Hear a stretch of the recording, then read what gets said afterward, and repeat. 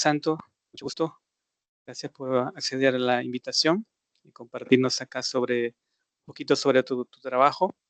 Luis Santos tiene una licenciatura en matemática y una maestría en matemática con énfasis en teoría de códigos e inteligencia artificial por la Universidad de Valladolid, España. Actualmente trabaja como analista de datos en el Ministerio de Justicia y Seguridad, donde desarrolla microservicios en Python y aplicación en modelos analíticos para apoyar en la toma de decisiones.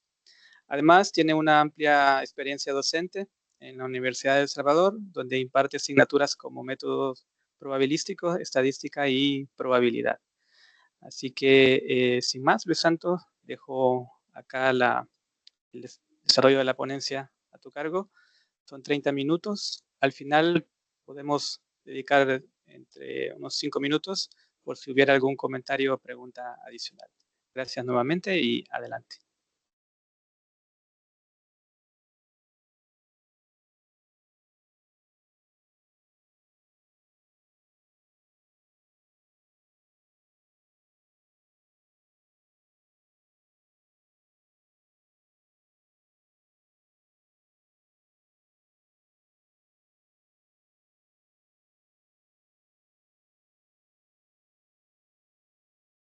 Permíteme, creo. Ahí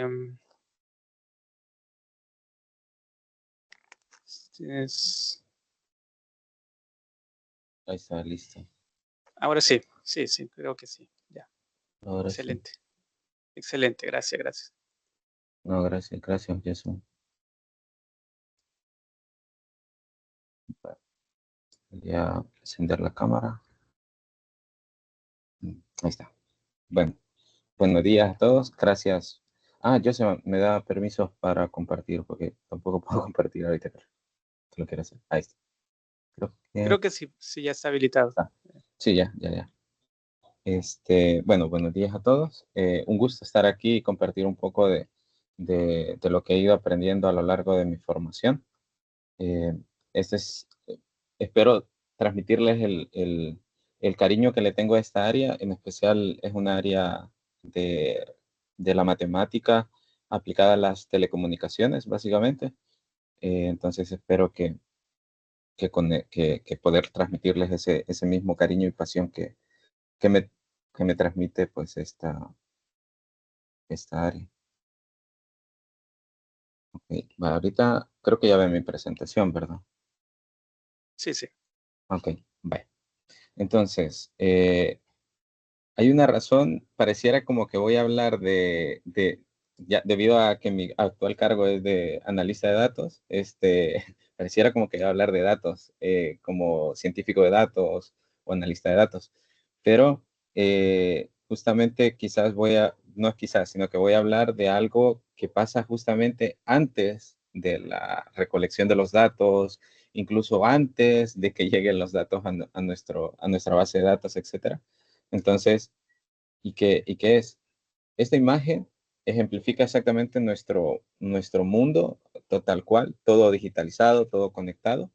Y en esa digitalización y conectividad está nuestra información. De hecho, justamente ahorita nosotros estamos conectados mediante un medio virtual y hay una transferencia de información, una transferencia de mi webcam, de mi audio, de la pantalla y toda esa información, todos esos datos que van hacia cada uno de ustedes, todo eso hay que garantizar que la información llegue eficientemente.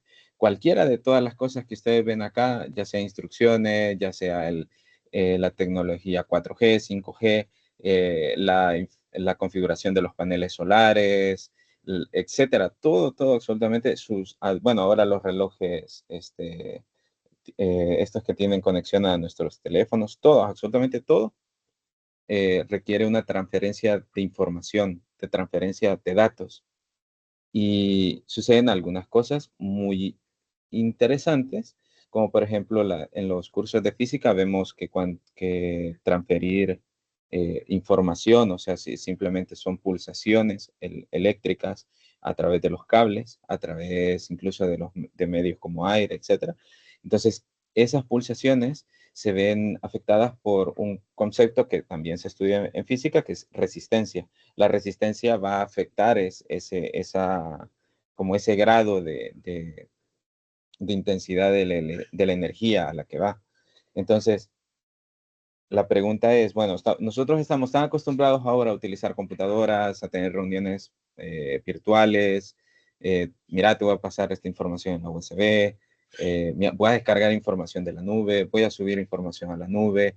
Entonces, estamos tan acostumbrados que a veces se nos olvida qué hay, o sea, qué garantiza que llegue la información de manera fiable. Porque en un cable estudiamos eso de la resistencia y todo lo demás, y eso altera la intensidad de la energía, y por lo tanto esa intensidad, digámoslo así, va a ser muy diferente a como yo la emití. Y eso lo pueden ver incluso cuando hacemos conexiones en serie. A medida vamos poniendo más foquitos, el último foquito va recibiendo menos energía, digámoslo así, abusando de ese concepto. Y, y entonces eso nos demuestra que bajo ciertas condiciones puede haber alteración de la información. Entonces, ¿cómo nosotros logramos esto ahora en día? ¿O cómo se logra, de hecho? Y incluso pónganse a pensar, cuando mandan un mensaje, ustedes mandan un mensaje por WhatsApp, no es la única persona que está mandando mensajes en WhatsApp en este momento. La información sale en el medio, está en el medio, choca con otros mensajes, choca con otras llamadas, etcétera. Entonces, ¿cómo garantizamos que a pesar de que haya todo ese tipo de interferencias y toda esa información, nosotros nos estemos comunicando? ¿Se podrá salvar es el 100% de esa información? A veces no, y eso dependerá de algunos factores que vamos a ir viendo. Yo les voy a hablar de la teoría de códigos. En la teoría de la información en general, son tres vertientes. La teoría de código, que se encarga de preservar esos datos en la comunicación.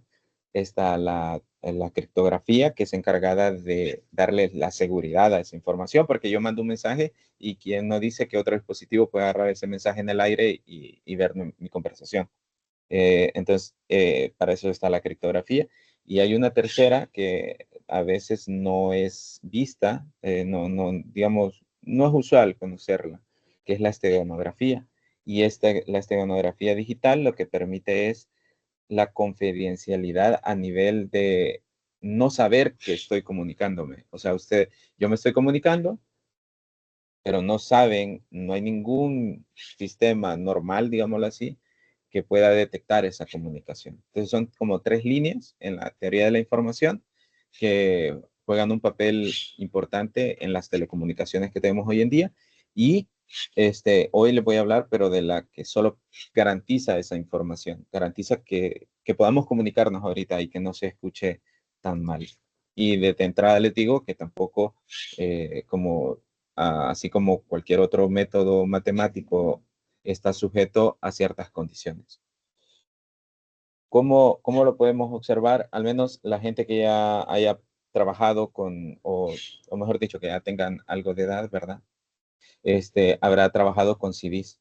Y una de las cosas que aparecían normalmente es que se rayaban. Uno lo cuidaba tanto, pero igual, siempre se rayaba.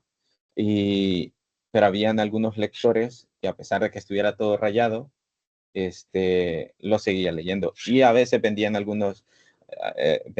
o bien venden todavía algunos químicos para literalmente minimizar los rayones. La cuestión es que los lectores de estos CDs eh, permiten la recuperación fiable hasta cierto grado de los rayones. Entonces, eh, bueno, los materiales también influyen, pero a lo que yo quiero llegar es que un rayón puede dañar la información que está dentro, aunque sea muy mínimo, aunque sea bien mínimo. Y eso lo podíamos ver en los discos de vinilo grandotes, que medio rayoncito, la información se arruinaba.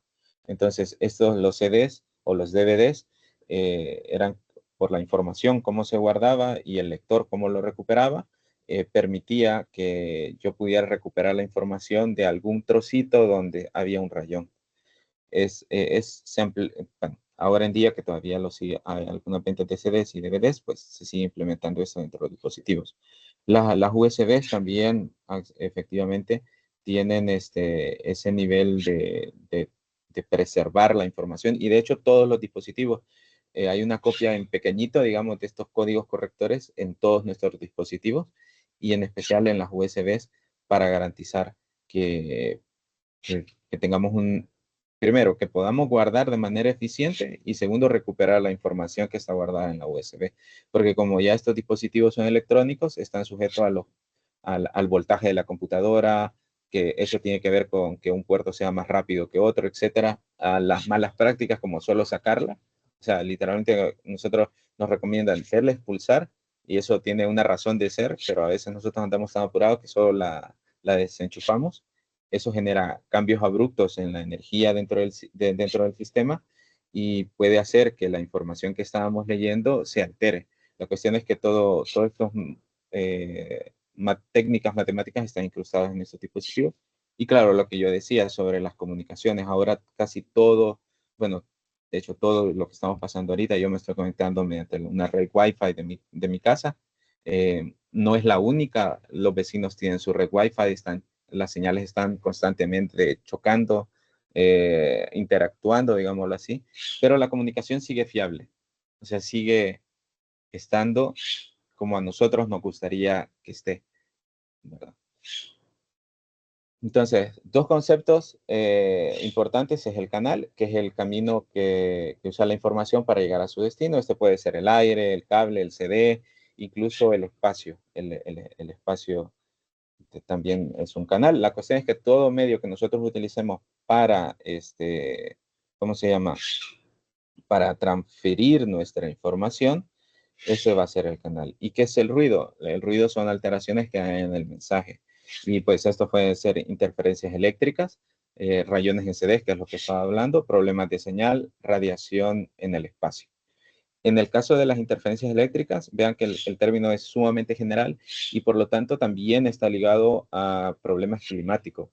Entonces, eh, hay que tener en cuenta todas esas, digamos, cada una de estas, y cada canal está sujeto a estos ruidos. Una cosa que deben de saber, hay como una etapa, por ejemplo, se estudian los canales, se hace un estudio, ahí sí es un estudio estadístico, donde uno saca, digamos, estimaciones, y le dice, bueno, este canal tiene este nivel de confianza, o sea, de que la probabilidad de que un bit, una pulsación eléctrica, digámoslo así, no se altere, es del 90%, por decirlo. Y en función de eso, yo decido qué tipo de mecánica matemática voy a usar para minimizar ese error. Insisto, no todo el tiempo es ¿cómo se llama? Es al 100%, dependerá de muchas cosas, porque aunque por muy buen código que yo tenga, a veces problemas de señal no se puede. O sea, se intenta minimizar a un grado bastante grande, pero hay situaciones donde, pues sí, por el ambiente, ya sea problemas de señal, el dispositivo mismo comienza a fallar, los códigos pues no logran hacer ese empuje, digámoslo así, de poder preservar la información. Entonces, esto, digamos, ¿cómo salió la necesidad?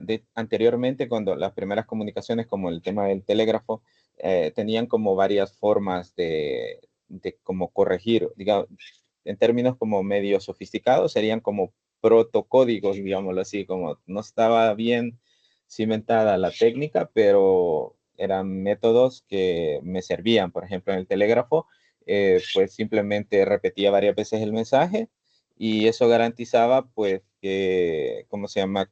Que la información llegara siempre fiable, ¿verdad? Y bueno, las confirmaciones, a veces uno hacía mensajes de confirmación para garantizar que la información o que todo el mensaje se entendiera. Estos, a nivel del tiempo, en el tiempo en que estaban, era más que suficiente.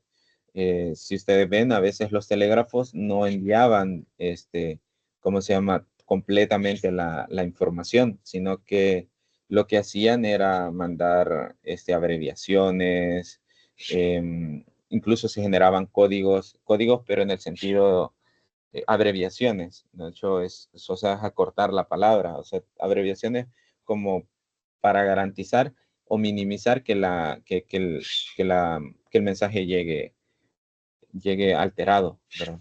Entonces, todas esas cosas en el tiempo en el que se utilizaba este tipo de corrección, digámoslo así, o de comunicación, eran muy buenas y eran lo suficiente como para poder garantizar la información.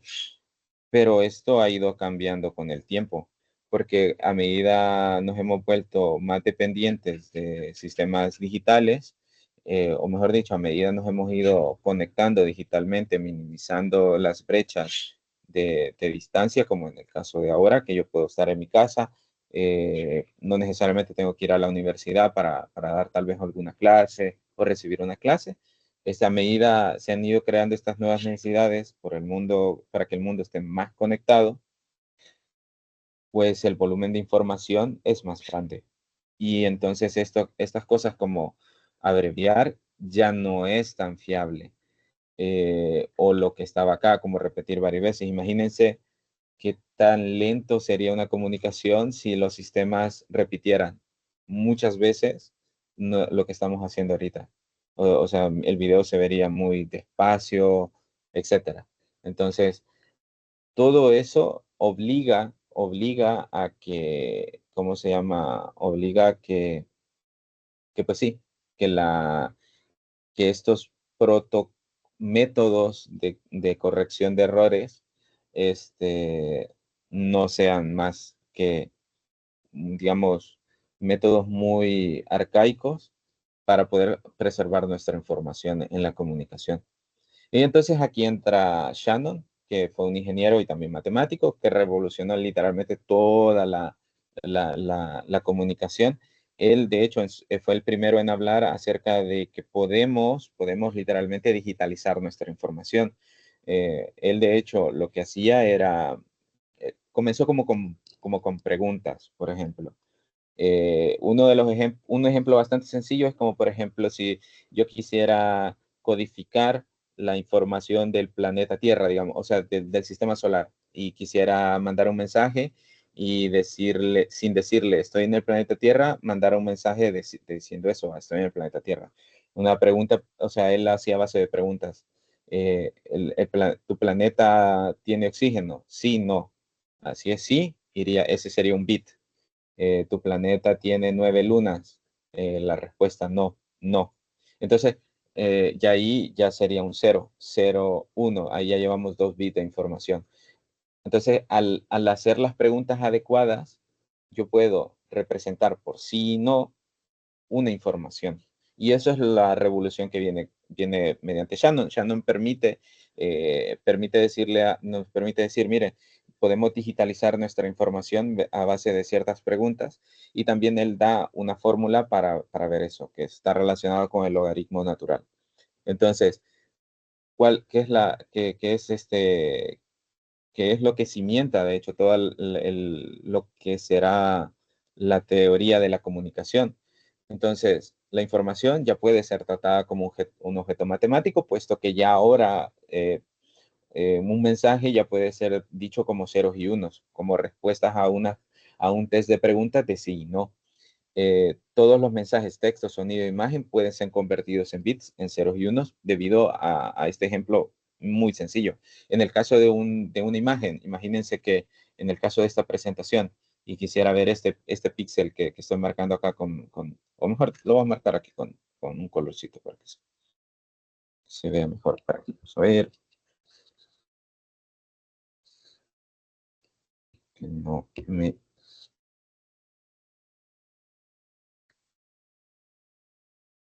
Ahí está, bye. Entonces, imagínense que yo quisiera decir los píxeles que están acá. Entonces, esto de acá, preguntas serían como, ¿es de color, cómo se llama? ¿Es de color blanco? No. ¿Es de color rojo? No. ¿Es de color verde? Sí. Entonces, haciendo las preguntas indicadas, yo puedo transformar una imagen también a ceros y unos. Igual, de igual forma el sonido. Este es lo que estoy haciendo yo ahorita es como un ejemplo muy simple de realmente todo lo que pasa, pero lo que demuestra es que yo, mediante las preguntas claves, puedo digitalizar mi información. Entonces, por eso es que él propone, literalmente propone, dice, todo lo podemos digitalizar. Y bueno, sucede algo, el ruido. El ruido es inevitable, pero podemos predecirlo y combatirlo. Y aquí viene el hecho de predecirlo. Como les digo, de hecho, Shannon propone unas fórmulas de entropía, un concepto que incluso se ve en la física, y, la teoría de la información, tiene su parte estadística también, su parte donde yo voy a crear nuevos canales de comunicación, y así es como aparecen de repente nuevas tecnologías de la comunicación. Es que ahora ofrezco 5G, ahora tenemos esta comunicación X. Entonces, ahora la comunicación va a ser mediante la televisión digital. Pero eso es permitido porque alguien se puso a estudiar nuevos canales de información, descubrió con mucha precisión el ruido que tiene ese canal y a la vez se crearon modelos matemáticos que permiten corregir esa información y fiable, ¿no? Otra cosa que viene como añadida de esto son las imágenes. Shannon, dentro de las cosas que él propone, hay una fórmula para saber cuánta información puede ir. Y en el tema de las imágenes, así es como nacen lo que usamos muy a diario, el punto zip, comprimir. Entonces, hay preguntas que pueden abarcar más información o el orden de las preguntas puede ser que ya de entrada, como por ejemplo en el planeta Tierra. Vives en el planeta llamado planeta Tierra y le dices sí, ya ahí ya estuvo. Y solo necesito un bit de información en vez de estar preguntando otras cosas. Entonces, ahí así es como se tienen los compresores de archivos y también en las imágenes. De hecho, las extensiones como .png, JPG, la razón de que existen esas extensiones es porque tienen algoritmos o métodos de teoría de código que permiten la compresión muy buena, digámoslo así, y la reconstrucción en los visores. Y vamos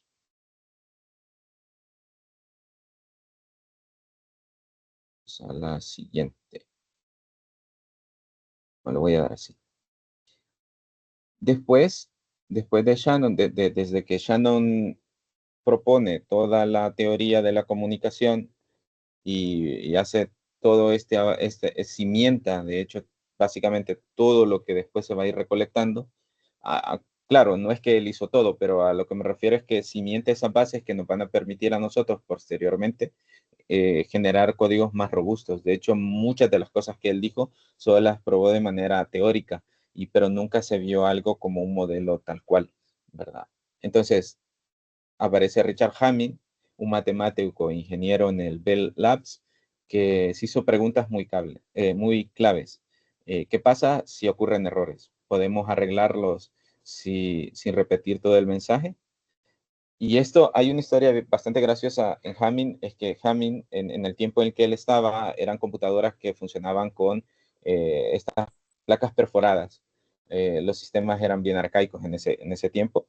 La cuestión es que ellos, mejor dicho, un viernes, tipo 3 de la tarde, vaya, vamos a dejar todo el fin de semana resolviendo estos cálculos matemáticos para, qué sé yo, para descifrar el código de los nazis, por decir algo así. Realmente él no estuvo relacionado con eso, pero para que ustedes entiendan.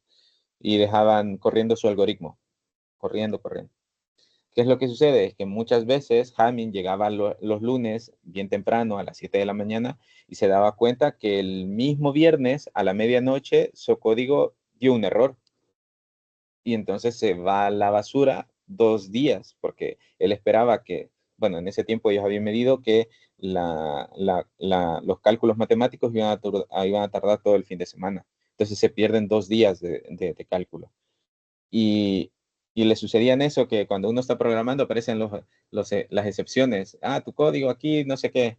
Se esperaba que fuera un entero, pero recibió un float, o sea, un real. Esperaba un entero, pero recibió un real. esperaba una cadena de texto y le diste un número. O sea, algo así, no es algo así, pero recibía errores de ese tipo, su programa. O sea, él veía la lista de resultados y se daba cuenta que, pues sí, no había ni comenzado a hacer lo esencial de los cálculos matemáticos, pero el código había dado un error.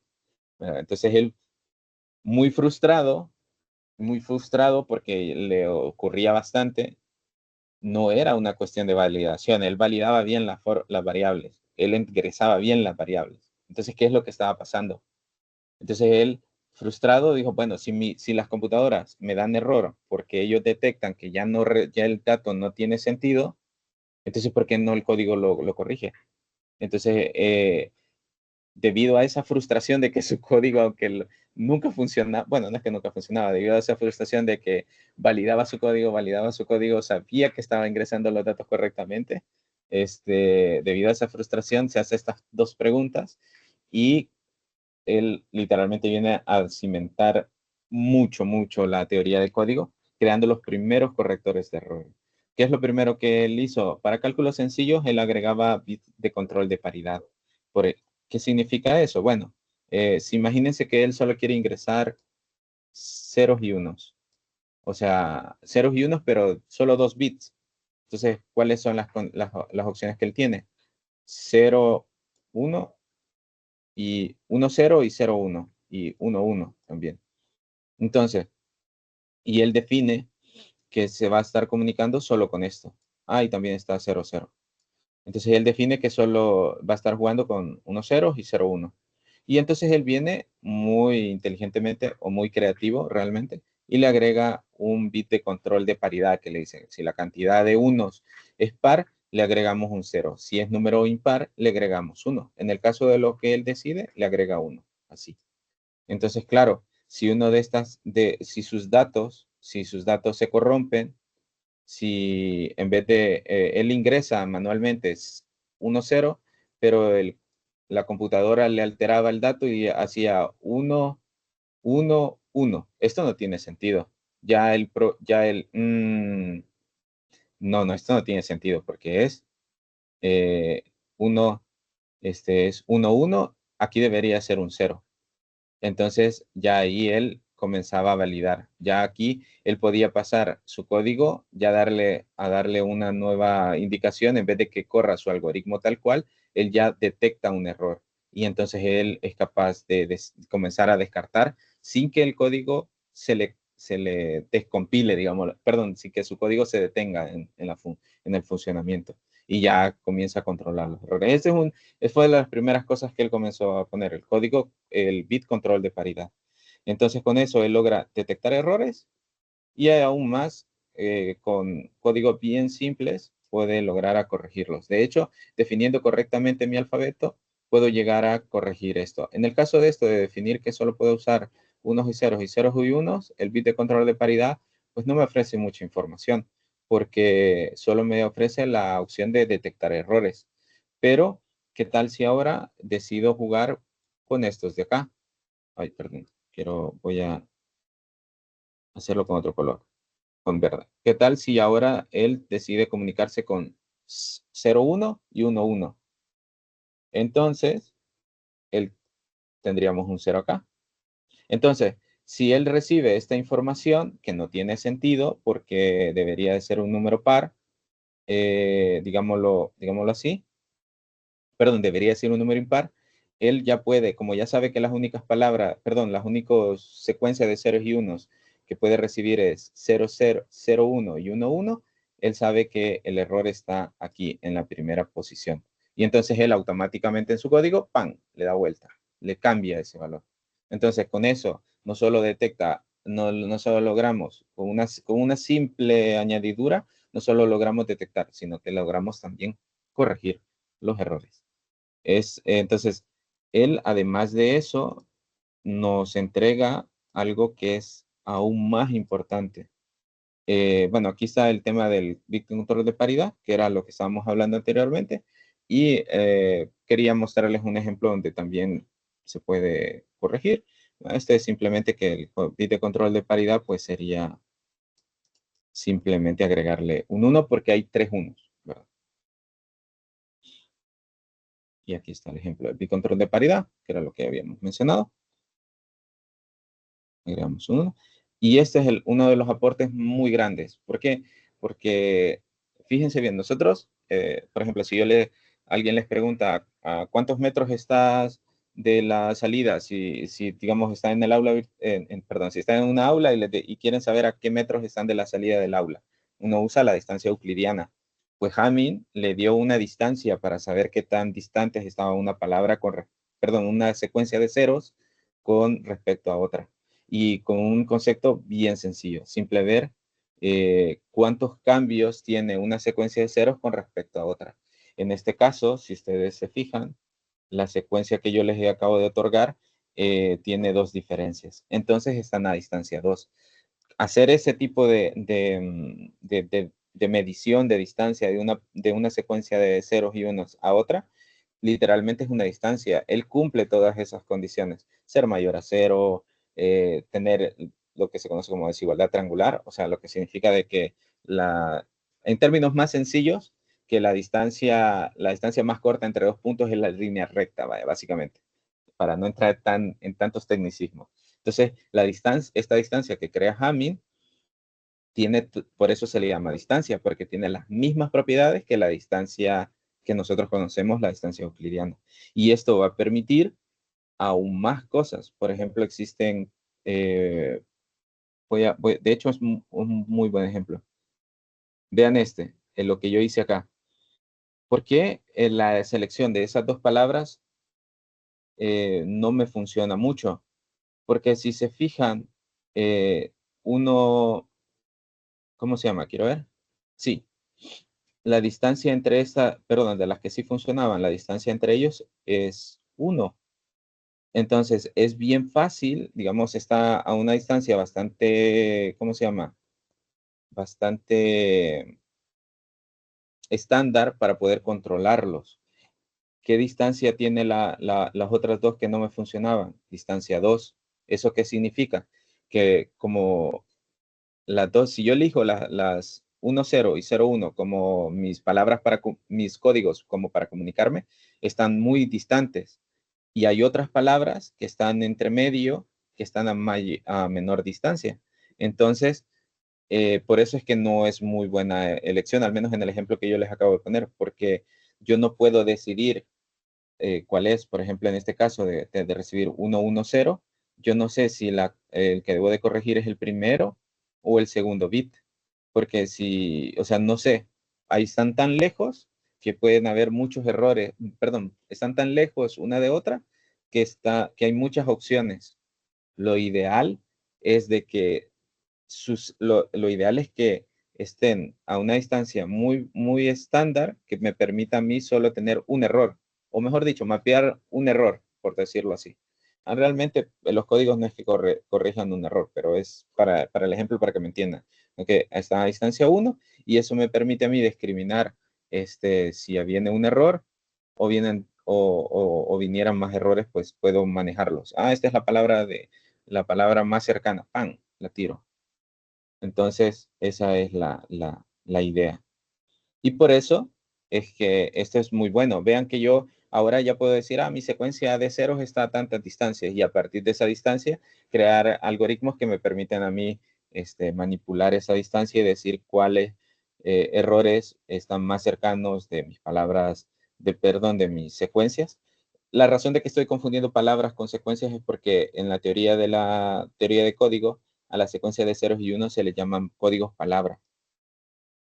Ahora, una cosa bien interesante. ¿Sabías que los códigos correctores también se usan para identificar personas? Esto es algo bien, bien bonito porque y a veces pasa desapercibido.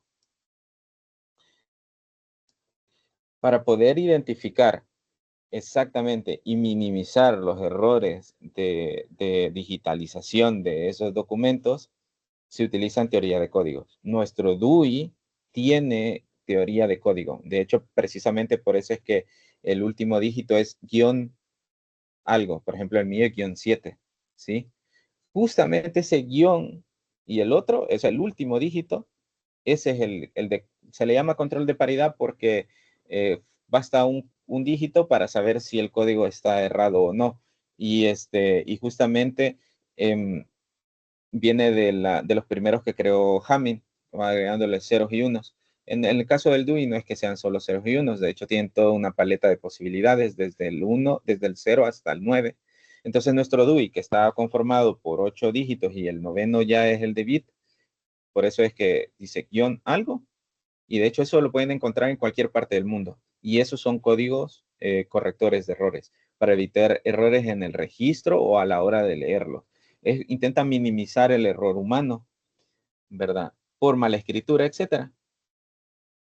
Y aquí está, este es el algoritmo de nuestro DUI aquí en El Salvador.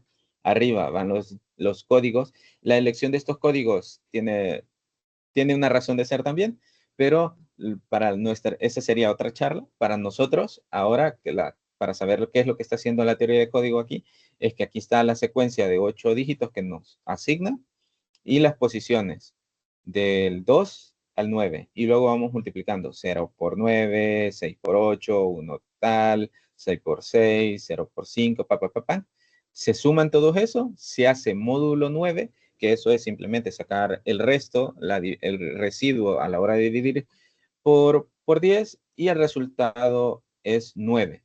Este 9 que está aquí no es exactamente el dígito que se pone en el DUI, porque lo que se hace es simplemente se le resta el residuo al 10 y 10 menos 9 da 1 y este es el dígito que nos aparece en el DUI. Pueden probarlo, pueden hacerlo en una tablita Excel y pueden jugar con sus DUIs y les va a dar el último dígito que aparece en su DUI. Y ese es el algoritmo que aparece ahí. ¿Esto para qué me sirve? Nosotros cuando creamos sistemas, ya sea para formularios ¿cómo se llama? A la hora de recolectar información de una empresa, a la hora de hacer las pantallas estas de registro de usuario, lo que le dicen login, etcétera. Todo programador tiene que implementar mínimamente este código corrector de error. ¿Por qué? Porque como él sabe cómo yo puedo validar que mínimamente lo que me está ingresando el usuario es un DUI correcto, no que sea el de la persona, sino que sea un DUI válido. No voy a ir al RNPN y decir, oye, este DUI existe, sino que ya existe una fórmula y esto garantiza eso. Justamente donde yo ahorita estoy trabajando, algunos sistemas heredados, o sea, de años anteriores, no tenían esta validación, lo cual hacía que el usuario ingresara cualquier tipo de información y por lo tanto arruinara la información que nosotros teníamos. O sea, literalmente la arruinaba. Esto también sirve para la gente que comienza a hacer analítica de datos, en especial viene, aquí está la columna de DUI, tengo que hacer limpieza de datos. Mínimamente, lo primero que ustedes tienen que empezar es no solo la cantidad de dígitos, esos DUI son válidos. No voy a ir al RNPN, oye, mira, no, tengo códigos y tenemos tecnología. Entonces, eso es algo muy, muy importante porque está en todo, en cualquier. No significa que este sea el mismo algoritmo de otros países. Cada país tiene su algoritmo. Y de hecho, países como España y Estados Unidos tienen algoritmos separados para gente extranjera y para gente nacional. También, si ustedes han visto su pasaporte que tiene una letra, también tiene su razón de ser, ¿verdad? Y ahí lo que hay son códigos, teoría de códigos correctores. Y entonces llegamos finalmente, todo lo anterior ha servido muy bueno porque, por ejemplo, yo a la hora de registrar un DUI, pues el error humano es que de repente tipeo un número que no es, y eso se llaman errores aislados, lo cual significa que el ruido del canal solo afecta a un dígito, y aunque afecte a este dígito, los anteriores no se ven afectados. Pero eso no es así. Por ejemplo, en el caso de los rayones, si yo le hago un rayón en línea vertical o como ustedes quieran hacerlo, no solo va a afectar, ese mismo error no solo afecta de manera aislada a un dígito, sino a muchos dígitos. Y eso se llaman como errores de ráfaga o ruido en ráfaga. Y eso también sucede en el espacio. Entonces, en 1960, los matemáticos Irving Reid y Gustav Solomon crearon los códigos que a la fecha son muy, muy poderosos y son los códigos Red Solomon, capaces de corregir y detectar múltiples errores agrupados. Los códigos que creó Hamming y muchos otros códigos anteriores a los de Red Solomon eran códigos que detectaban ese tipo de ruidos que eran aislados, digámoslo así, que no afectaban, pero estos códigos Red Solomon permiten eso. ¿Qué es lo que hicimos? Hasta ahorita, si fijaran en el caso del DUI, simplemente he utilizado matemática aritmética, digámoslo así, multiplicar, sacar divisiones, etc. Lo que permite hacer digamos, este poder son polinomios y números llamados como campos finitos. En otras palabras, utilizar no solo delimitarme a los ceros y unos, sino que ya agarrar entidades como más robustas. Ya van a ver a lo que me refiero. Pero el dominio aquí son los polinomios. ¿Y qué es un código Red Solomon? La definición formal. La definición formal. Se ve súper complicada, pero básicamente es, para que ustedes tengan una idea, es esto. Este es un código Red Solomon, un polinomio. Un polinomio sobre el cual es la representación de una palabra o secuencia de ceros y unos, como en este caso, este código Red Solomon, que está definido por el polinomio 1 más x al cuadrado, es simplemente la representación polinomial de la palabra 1, de la secuencia 1, 1, 1. Y con esto ya explotamos todo porque el polinomio es una representación de mis bits y por lo tanto, ¿qué es lo que podemos hacer con polinomios? Podemos hacer un montón de cosas en cálculo perdón, en Baldor, en el libro de álgebra Baldor, que hemos aprendido a factorizar, a dividir, a graficarlos. O sea, podemos hacer un montón de cosas y eso va a permitir hacer, en el caso de las divisiones, crear módulo, haciendo eso que hicimos de sacar módulo 10 o sacar el resto de 10, lo puedo hacer también aquí. Aquí no he especificado el polinomio, quién es el polinomio h, pero es 1 más x al cuadrado. Tiene su explicación de por qué es esto, no vamos a entrar en detalle. Tiene una razón de ser, es para que me entiendan, esto es como, en el mundo de los polinomios, él es como un polinomio primo, digamos, porque los primos no, por ejemplo, los números primos no tienen otros divisores más que el mismo y la unidad. Entonces, algo así viene siendo este individuo, este polinomio h de x. Y al sacar los restos de cualquier polinomio, pues lo que me va dando es exactamente esta secuencia. Por ejemplo, 1 más x, módulo este polinomio, me da que es equivalente a decir x cuadrado. Entonces la palabra que representamos como 1, 1, 0, 0, que es la representación de este polinomio, yo puedo decir que es una potencia de esta otra palabrita de acá. Y por eso es que tenemos esta notación como exponencial. Entonces, bueno, eso permite un montón de cosas. Y para ir cerrando ya, pasa esto. Si mi código está definido mediante un polinomio, toda la secuencia es simplemente multiplicar polinomios. Corregir un polinomio, ¿qué va a hacer? Dividir. Yo quiero mandar este mensaje, pero en el camino se me arruinó. Yo hago módulo el polinomio con el que estoy jugando, me va a dar el residuo, se lo sumo a lo que recibí y ¡pam! Lo corrijo.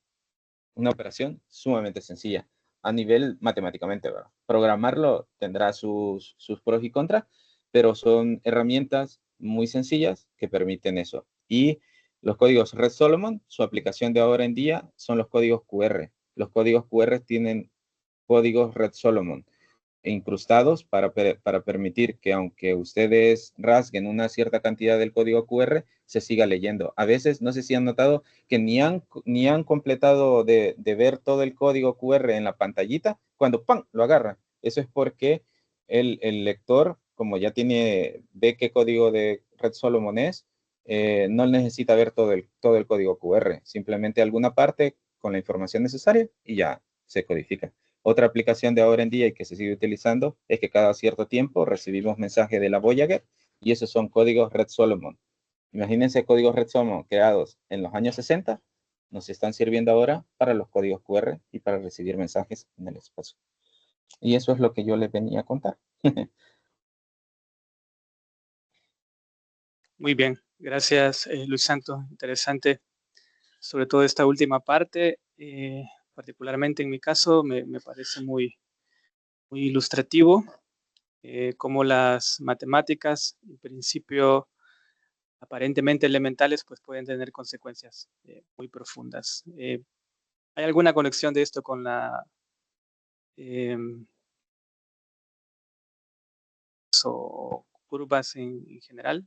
¿Sabes? O, Sí, de hecho, sí, sí, sí, de hecho, tiene muchas conexiones. Hay códigos más robustos de código Red Solomon que de hecho no son polinomios, son curvas en general. Porque al final, por eso también mostré la definición, aunque no me queda tiempo para filosofar un poco más sobre esto. Simplemente un código Red Solomon generado mediante la evaluación, digámoslo así, de algunos elementos en el campo matemático que yo estoy utilizando.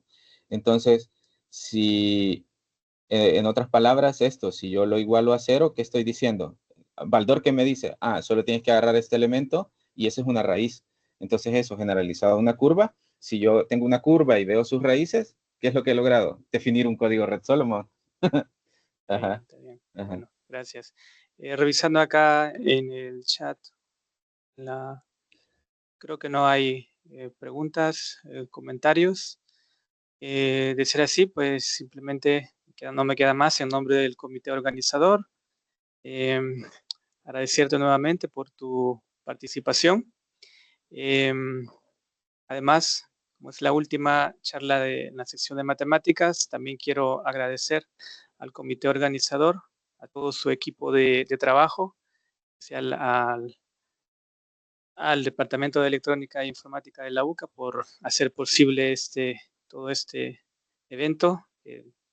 A partir del siguiente mes, pues ya habrá el último viernes, me parece, charlas alusivas a las diferentes ingenierías que la universidad ofrece. Así que invitarles nuevamente para que estén pendientes de participar en las siguientes charlas. A lo mejor probable que tengamos alguna charla más de matemática en adelante y si no, pues los invito a estar pendientes de toda la planificación. Así que no sé si tienes algo más que agregar, comentar, así a grandes rasgos. Si no, De mi, de mi perdón, parte, adelante. ajá, de mi parte, agradecerles el espacio y espero que no sé, les haya gustado, les haya traído como para leer un poco más de esto. Incluso como dato general, si ustedes quieren comenzar a jugar un poco con los códigos Red Solomon o cualquier otro tipo, existe una librería en Python, perdón, que justamente es para jugar con códigos. Se llama Galois, de hecho, por el matemático Galois, y ya trae definido este código que yo de 1 más x al cuadrado, ya está ahí programado. Ustedes solo definen qué quieren usar ese y ya pueden comenzar a implementarlo y todo lo demás. O sea, ahí, por si les ha llamado la atención.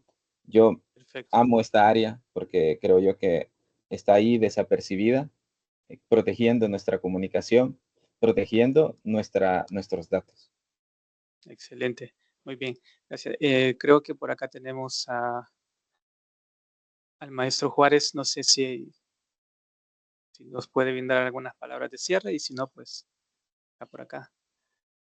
Agradecer nuevamente, Luis Santos. Hola, Joseman. No, todo muy bien. Muchas gracias aquí a todos tus ponentes, a Luis Santos.